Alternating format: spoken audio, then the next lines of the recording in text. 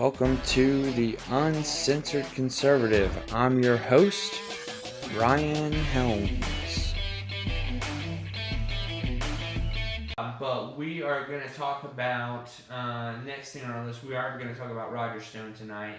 We got a couple stories, but the first one is from the New York Post. Roger Stone begs for money to fight Mueller. So Roger Stone, as I mentioned before, was a Trump aide, former Trump aide. Him and Trump are really close friends, and they do still talk. But he basically was. He feels like he's being gone after by this witch hunt. You know what I mean? He's been around forever too. He's been around since the Nixon years. Absolutely. They call him the dirty trickster, and he loves that shit. Like he's always been like he's used misinformation. I mean, whatever he can do to win. I think he says winners win and losers don't legislate. You know. Yeah. He's been big into, win at any cost up until doing illegal shit. So he claims. I don't feel like he's ever done anything. I think he's walked that line, but I don't. I don't see him getting indicted though. He's definitely not Manafort. See, Manafort went overseas to make his money, and Roger Stone did not. He stayed stateside, and but he is asking for money. It says here, Mueller seeks to criminalize normal political activities by Roger Stone, and he's saying that his legal battle could cost him upwards of $2 million. He's in trouble financially because of that shit. Yeah, he's probably not even worth. He's probably worth about $5 to $10 million. Who's that? Roger Stone? Probably so. Yeah.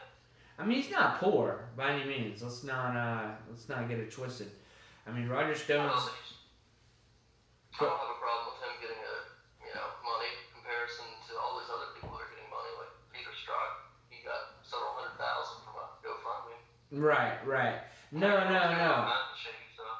I honestly feel like if you're going to give money to anyone that's been behind the scenes, it would be Stone. We're going to need him for a Trump re-election for sure. Because even though you don't see him out in the forefront, he does a lot of shit in the background. I mean, he was the architect of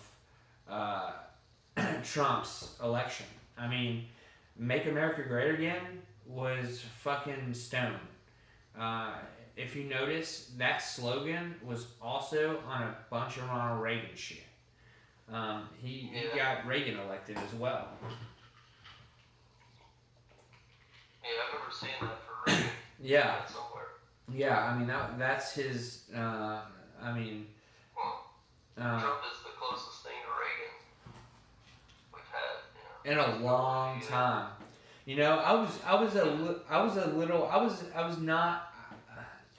I didn't vote for Trump in the midterms. Not the midterms, but the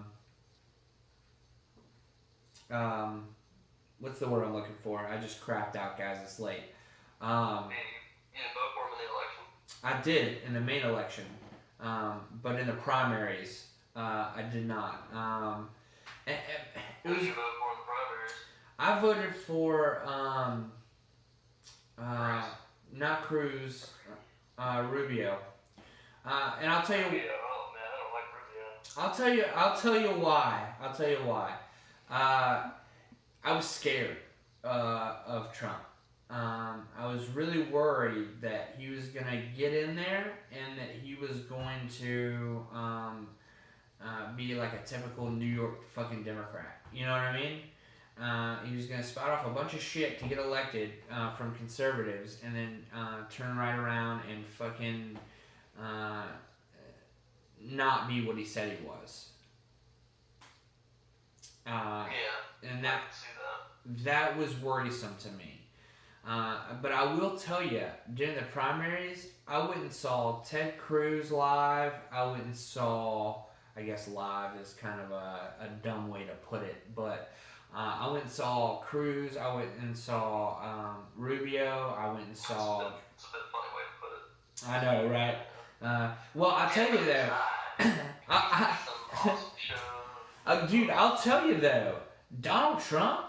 I went and saw him in Walterboro, South Carolina, and I actually got interviewed by Vice magazine. You should look that shit up. Maybe I'll link it below.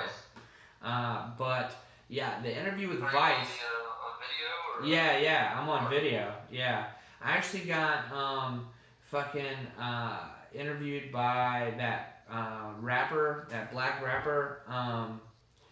Killer Mike? Not Killer Mike. I can't remember his name. But regardless, he was in Walterboro, and Walterboro. I know you don't know Matt.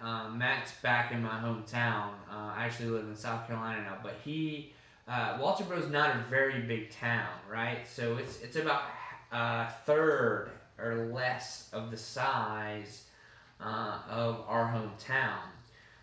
And it's tiny, and the funny part is, I guess this dude owned a big ass field out there because it's a lot of like it reminds me more of like Sonoya type of area, right? There's there is a town, but there's a lot of fields and shit.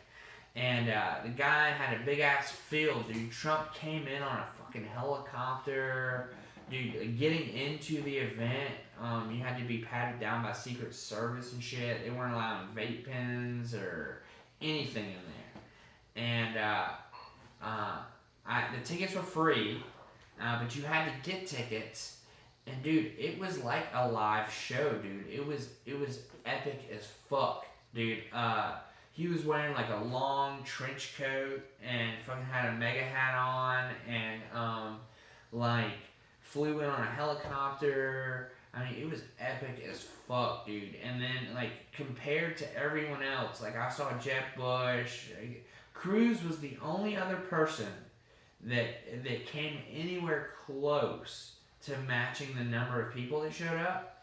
And by close, I mean, didn't even have a third of what Donald Trump had. Yeah. And I knew then that Trump was gonna get elected, dude. Because it was, I mean, literally fucking so many people in this field. It was like the biggest field party ever.